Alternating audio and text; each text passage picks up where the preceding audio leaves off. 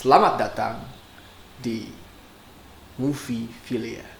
Hampir lupa namanya. Kita akan membahas tentang film-film, TV series, anime, apapun. Tapi dari mata penonton, bukan dari mata produser atau dari pun mata orang-orang yang jago membuat film. Jadi kita tidak akan bahas dari segi sinematografi atau misalnya scoring atau misalnya screenwriting karena saya tidak mengerti. Jadi kita akan bahas memang benar-benar dari mata penonton, mata saya sendiri. Kita akan berbagi pengetahuan film antara aku dan kau. Kita mulai saja ya. Nama saya Richard Thomas Hartono. Oke, yang akan menjadi host kalian di YouTube channel ini. Dan kita akan mulai di segmen pertama, yaitu segmen movie pilihan. Hai! Hai!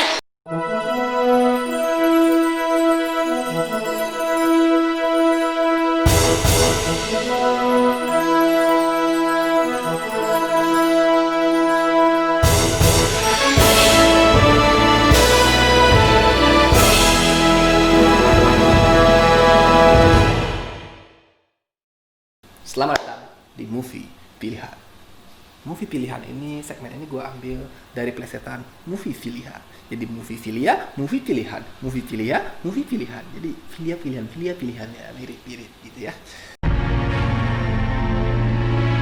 Oke. Di movie pilihan, jadi kita akan memilihkan movie-movie atau TV series yang sudah ada di dunia internet sana untuk kalian tonton dibanding kalian pusing untuk memilih film apa yang harus kalian tonton. Jadi kita bantu pilihin ya. Bantu pilihin film-film yang kurang lebih oke untuk para penonton, para movie filia di luar sana. Oke. Gua ada 3 rekomen karena sekarang ini sulit sekali untuk mendapatkan movie-movie baru yang ada dari Hollywood ya. Jadi kita akan berpindah ke movie-movie lama, movie-movie jadul tapi masih oke ya. Oke. Movie jadul pertama yang gue pilih itu adalah Seven. Gila sih.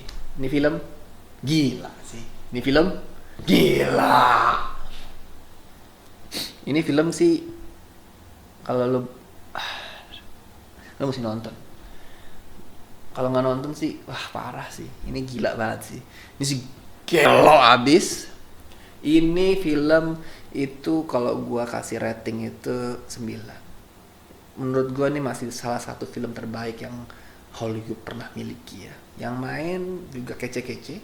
Yang main itu bagi kalian yang suka sama Brad Pitt, apalagi yang kalian yang lahir tahun 90-an pasti sangat kenal sekali dengan Brad Pitt ya. Dengan perutnya yang kotak-kotak dan mukanya yang sangatlah laki-laki itu.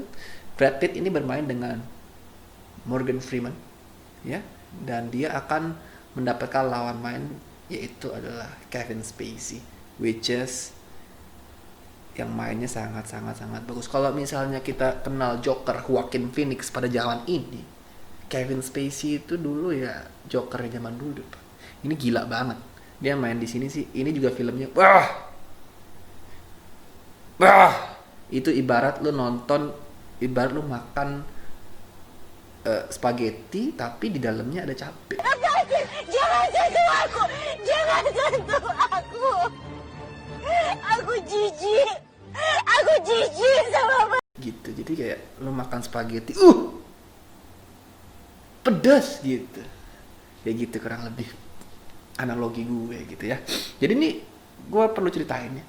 Jadi secara sekilas aja. Jadi kalian bisa tahu kurang lebih suka nggak sih. Kalau kalian bagi pecinta-pecinta yang suka action, yang suka film-film detektif, ini sangatlah rekomendasikan untuk ditonton. Bahasa gue aneh sekali, sangat direkomendasikan untuk ditonton. Yang pertama itu jadi ceritanya berkisah tentang ada si Miles ya, si Brad Pitt ini dan juga agen Somerset namanya ya. Dia ini berdua itu adalah detektif. Nah, dia itu menyelidiki salah satu kasus pembunuhan berantai yang cukup aneh, dimana kasus ini dia itu membunuh, tapi tidak sembarang orang dia membunuh tapi bagi orang-orang yang berdosa gitu ya. Jadi di setiap tempat TKP-nya itu ditemukan barang-barang aneh, dia sengaja memberikan crumble untuk ditelusuri sama detektifnya gitu. Nah, lalu ya semuanya ini berakhir akhirnya ya kalian nonton sendiri gitu ya. Jadi ini sangat sekali gak boleh gue ceritain, karena kalau begitu gue ceritain, begitu gue spoilerin, hilang esensi dari film Seven ini, bro. Ya, ya, ya, ya, ya. Oke. Next, gua ada film yang nggak kalah seru. Dari tadi film action, gua akan membagikan film zaman dulu yang bisa kalian saksikan juga di platform-platform Netflix ya. Mungkin kalau Netflix mau masukin endorse ke sini bisa ya. Karena penonton saya belum ada, tapi suatu saat pasti akan ada. Jadi boleh Anda masukkan iklan ke sini Netflix. Oke. Yang kedua adalah Rainmaker.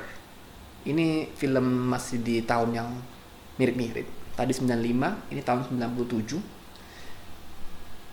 Ini masih crime, tapi lebih ke drama. Kalau tadi lebih ke action. Kalau ini lebih ke drama, lebih ke thriller, dan ini lebih menurut gue menyentuh hati. Yang main itu kalian pasti kenal, sampai sekarang masih terkenal. Yang main Jason Bourne, Matt freaking Damon. Di sini masih sangat-sangat muda. Gue rasa masih umur 17-an lah ya. Masih muda banget bro, masih ada tompelnya di sini. Nah, terus yang lain lagi yang main, gue udah mungkin yang paling terkenal dari DeVito yang kecil-kecil pendek itu. Jadi dia ceritanya itu sesimpel, dia itu lawyer. Jadi lawyer, dia dari sekolah hukum, dia itu ambillah sama satu advokat dan advokatnya korupsi.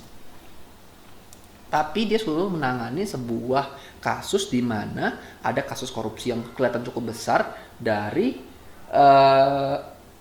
asuransi, di mana di asuransi itu tidak mau mengklaim ya satu keluarga, di mana di keluarga itu ada anak yang kena cancer. Gila, itu kurang drama apa? Kayak drama sinetron Indonesia. Hah? Hanyalah untukmu hidupkan. Dokter, bagaimana kondisi Kinar, dok? Alhamdulillah, Kinar sudah meninggal. Alhamdulillah. Amin. Tapi iya, kayak gitu. Cuman ya slow pace, agak lambat ceritanya. Bukannya gimana ya, ini rada lambat ceritanya. Mungkin di awal-awal mungkin rada bosen, cuman dari tengah ke akhir lu gila sih. Lu abis nonton ini tuh kayak pengen jadi lawyer.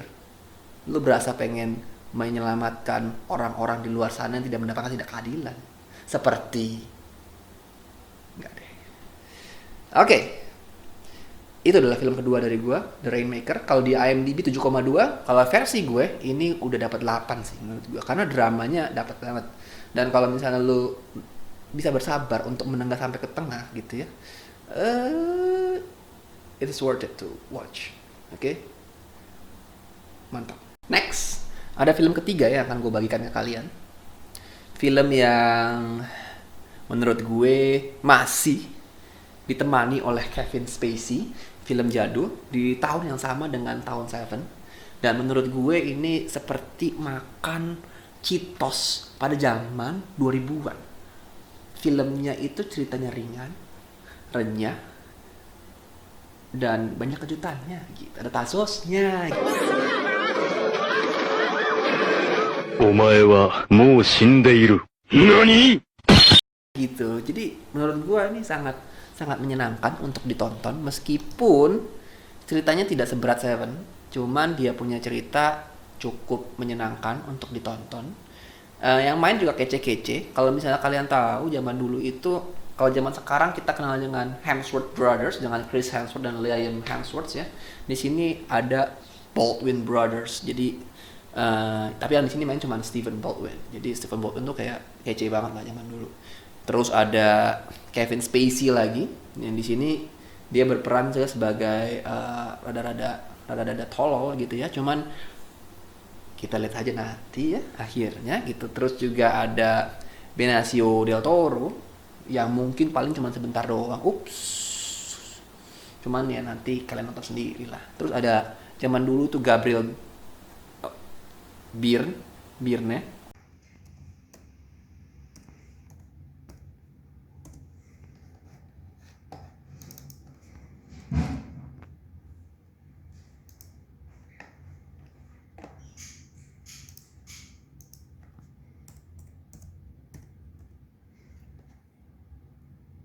Burn. Burn. Burn. Burn.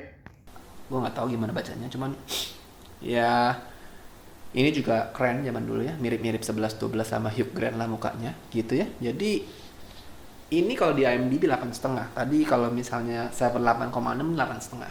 Tapi ini ceritanya lebih ke actionnya sih. Jadi kalau tadi lebih ke mikirnya, ini lebih ke actionnya. Jadi bagi kalian suka-suka action, suka-suka film robbery gitu-gitu, ini sangatlah rekomendasi untuk ditonton ya. Oke.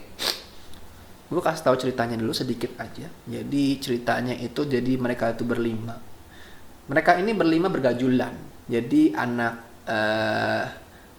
dia tuh anak tukang rampok, jadi tukang